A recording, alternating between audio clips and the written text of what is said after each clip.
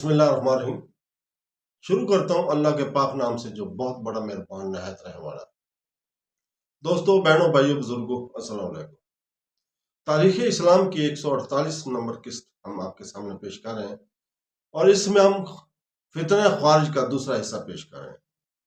تو دوستو، بہنوں، بھائی، حجاج نے حکم بن ایوب شکفی کو اپنی طرف سے بصرہ کا امیر مقرر کر کے روانہ کیا۔ اس کے بعد حجاج نے سندھ پر سعید بن اسلم بن زرع کو متعین کیا۔ معاویہ بن حرس کلابی اور اس کے بھائی محمد بھی جہاد کی غرض سے نکل کھڑے ہوئے۔ اکثر شہروں میں قبضہ کیا، جنگ آوروں کو قید اور قتل کیا، اور اس کام سے فارغ ہو کر خود سعید بھی ہاتھ صاف کر دیا۔ اس خبر کو سن کر حجاج نے بجائے اس کے مجاح بن سعید تمیمی کو مأمور کیا۔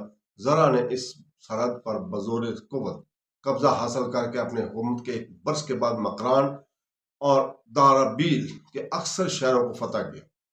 حجاج نے کوفہ کا انتظام کر کے وہاں عروہ بن مغیرہ بن شعبہ کو اپنا نائب مقرر کیا اور خود بصرہ کی طرف آیا۔ بصرہ میں آ کر ایک ایسا ہی خطبہ دیا جیسا کہ کوفہ میں دیا تھا، اور ملک کا ساتھ دینے والوں کو خوب دھمکایا۔ شریک عمر بن عمر اور لشکری حجاج کے پاس آیا اور کہا کہ میں فتق کے عارضہ میں مبتلا ہوں۔ میری اس معذرت کو بشر بن مروان کو بھی قبول کر لیا تھا، آپ بھی قبول کریں اور مجھ کو ملک کے لشکر کی طرف جانے سے معاف کریں۔ حجاج نے اسی وقت اس کے قتل کا حکم دیا۔ یہ دیکھ کر تمام اہل بصرہ ڈر گئے اور فوراً بصرہ سے نکل کر ملک کے لشکر کی طرف روانہ ہو گئے۔ لوگوں کو کوفہ اور بصرہ سے نکال کر حجاج خود بھی ملک کے لشکر کی طرف روانہ ہوا۔ جہاں ملک کا لشکر گاہ در ہرمز کا 18 فرخ کا فاصلہ رہ گیا تو ڈیرے ڈال دیا اور کہا کہ اے اہل کوفہ اور بصرہ، تم لوگ اب اس وقت تک یہاں مقیم رہو گے جب تک کہ خوارج کا بقلی استحصال نہ ہو جائے۔ اس جگہ حجاج نے خود اپنے لیے ایک نیا فتنہ برپا کر لیا۔ مصعب بن زبیر کے زمانے میں لشکروں کے وظائف میں 100 درم کا اضافہ کیا گیا تھا۔ یہ اضافہ آج تک برابر چلا آ رہا تھا اور کسی نے اس کی کم کرنے کی توجہ نہیں دی تھی۔ حجاج نے اس مقام پر حکم دیا کہ ہر ایک لشکری کو وظیفہ وہی دیا جائے گا جو مصعب بن زبیر سے پہلے مقرر تھا، یعنی 100 درم ہر شخص کی تنخواہ سے کم کیے جاتے ہیں۔ عبداللہ بن جارود نے اس حکم کو سن کر کہا، ہمارے یہ وظیفے عبد الملک اور اس کے بھائی بشر بن مروان نے بھی جائز رکھے ہیں، تم اس کو کم کرنے کی غلطی کا ارتکاب نہ کرو۔ حجاج نے عبداللہ بن جارود کی بات پر کچھ التفات نہ کیا۔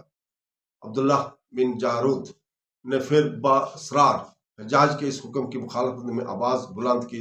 مسکلہ بن کرب عبدی نے عبداللہ بن جارود سے کہا کہ امیر نے یہ حکم دیا کہ اس کی تعمیل کرنا ہمارا فرض ہے، مخالفت کرنا ہمارے لیے شایان نہیں۔ عبداللہ بن جارود مسکلہ کو گالیاں دیتا ہوا حجاج کے دربار سے اٹھایا اور حکیم بن مجاشی کے پاس آ کر تمام کفیت بیان کی۔ وہ بھی ہم نوا ہو گیا۔ پھر یکے بعد دیگرے اکثر لشکری عبداللہ بن جارود کو موید بن گئے اور سب نے مل کر عبداللہ بن جارود کے ہاتھ پر اس بات کی بیعت کی کہ ہم حجاج کی گورنری سے معزول کر کے عراق سے نکال دیں گے۔ چنانچہ سب نے عبداللہ بن جارود کے افسری میں حجاج کی خیمہ کا محاصرہ کر لیا۔ حجاج کے ساتھ بہت ہی تھوڑی سے آدمی تھے۔ مقابلہ ہوا، قریب تھا کہ حجاج مقتول یا گرفتار ہو جائے، لیکن شام ہو جانے کی وجہ سے اس کام کو کل پر ملتوی رکھ کر سب اپنے اپنے کاموں کی طرف واپس ہو گئے۔ ان کا اصل مقصد حجاج کو قتل کرنا تھا، یہی نہیں بلکہ وہ اس کو عراق سے نکال دینا چاہتے تھے۔ رات کو حجاج کے دوستوں نے اس کا مشورہ دیا کہ تم یہاں سے بھاگ کر عبد الملک کے پاس چلے جاؤ۔ حجاج اس شش و پنج میں تھا کہ اسی رات مخالفین کے درمیان پھوٹ پڑ گیا اور عبادہ بن حسین سبتی ابن جارود سے ناراض ہو کر حجاج کے پاس چلا آیا۔ اس کی دیکھا دیکھی قتیبہ بن مسلم بھی اپنی جماعت کو لے کر حجاج کے پاس چلا آیا۔ پھر سبزہ علی کلابی، سعد بن اسلم کلابی، جعفر بن عبد الرحمن بن مخفی ازدلی بھی آ گئے۔ غرض صبح ہوتے ہی حجاج کے پاس 6000 کی جمعیت فراہم ہوگی۔ صبح کو دونوں گروہوں میں خوب جم کر مقابلہ ہوا۔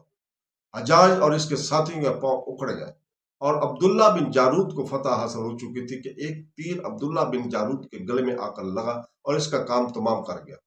عبداللہ بن جارود کے مرتے ہی حجاج کی شکست فتح سے تبدیل ہوگی۔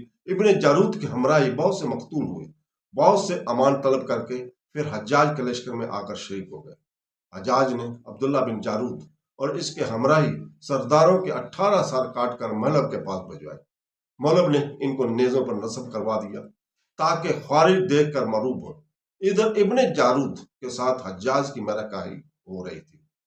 ادھر بصرہ کی طرف سے خبر آئی کہ سوان کا ایک قبیلہ رنج نامی جو بصرہ اور اس کے نواح میں سکون پذیر تھا باغی ہو گیا ہے۔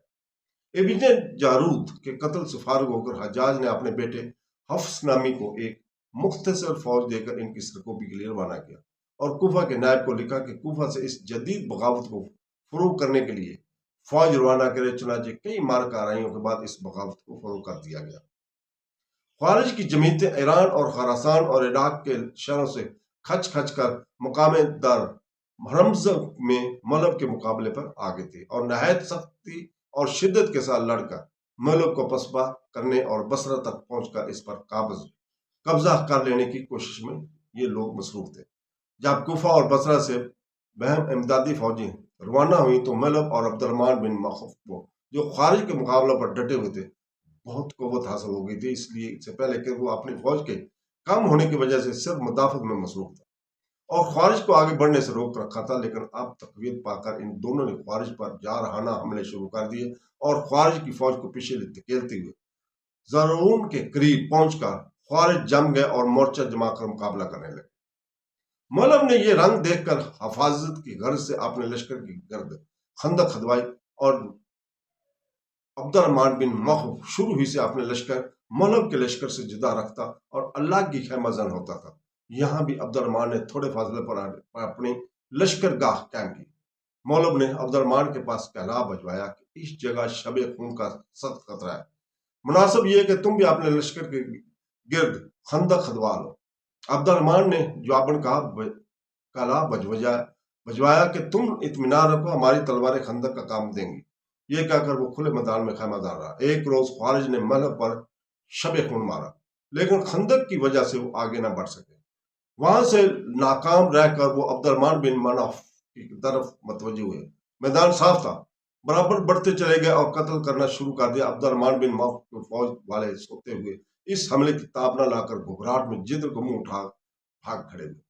عبد الرحمن نے بہت سے آدمیوں کو ہمراہ لے کر مقابلہ کیا اور مہرائیوں کے خوارج کے ہاتھوں سے مقتول ہوا۔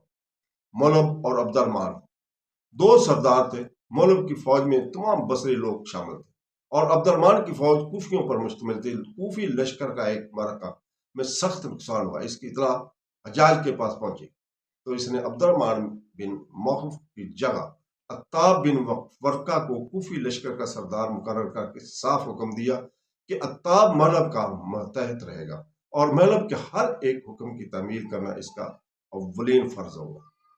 عتاب کو یہ بات گراں گزری اور اس لیے مغلب عتاب میں ناچاکی اور رنجشی پیدا ہو گئی۔ عتاب نے حجاج کو لکھا کہ مجھ کو واپس بلوا لیجیے۔ حجاج نے اس کی یہ درخواست منظور کر کے اسے واپس بلا لیا اور تمام کوفی لشکر براہ راست مغلب کی سرداری میں دے دیے گئے۔ مغلب نے اسی کوفی حصہ فوج پر اپنی طرف سے اپنے بیٹے حبیب بن مغلب کو سردار مقرر کیا اور قریب ایک سال نیشا پور میں ٹھہرا۔ خوارج کا مقابلہ کرتا رہا۔ آخر خوارج کے اندر خود پھوٹ پڑی اور دو گروہ ہو کر آپس میں لڑنے لگے۔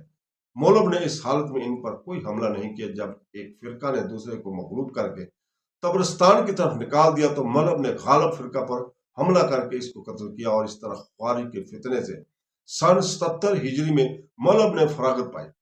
خوارج اس قدر بہادر اور ایسی بے جگری سے لڑنے والے لوگ تھے کہ انہوں نے بسا اوقات 10 اور 20 گنا فوج کی شکست دے کر بھگا دیا تھا۔ ایک مرتبہ 1000 خوارج نے کوفہ کے قریب 50,000 کے لشکر کو شکست دے کر بھگا دیا تھا۔ خوارج کے مقابلے میں صرف مغلب بن ابی صفرہ ہی ایک ایسا سردار تھا پورے طور پر کامیاب تھا۔ جس وقت مغلب خوارج کی جنگ سے فارغ ہو کوفہ میں حجاج کے پاس آیا تو حجاج نے ایک عظیم الشان دربار منعقد کیا اور مغلب کا اپنے برابر مسند پر بٹھایا۔ مغلب کے 7 بیٹے تھے، انہوں نے خوارج کے مقابلے میں انتہائی بہادری کے نمونے دکھائے تھے، لہٰذا ان کی تنخواہوں میں 2000 درہم سالانہ کا اضافہ کیا گیا۔ تو دوستو اس کے ساتھ ہی ہم اجازت چاہتے ہیں۔ کل تک کے لیے کل انشاءاللہ تعالیٰ دوبارہ ہم آپ کے سامنے پیش ہوں گے۔ اللہ حافظ۔